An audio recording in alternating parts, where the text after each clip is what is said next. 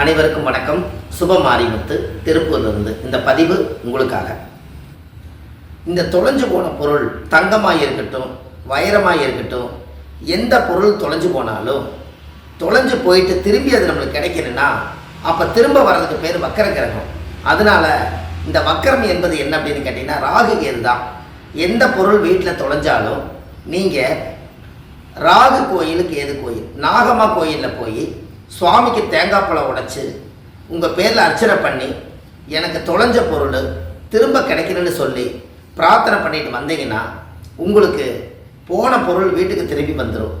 கண்டிப்பாக ராகு கேது கோயில், நாகம்மா கோயிலில் அர்ச்சனை பண்ணி நீங்கள் சாமி கும்பிட்டு வாங்க. அது சீக்கிரமாக அந்த பொருள் உங்கள் கைகூடி வந்துடும். நீங்கள் இதைய நம்பிக்கையோடு செய்யுங்க, நல்லதே நடக்கும். நன்றி, வணக்கம்.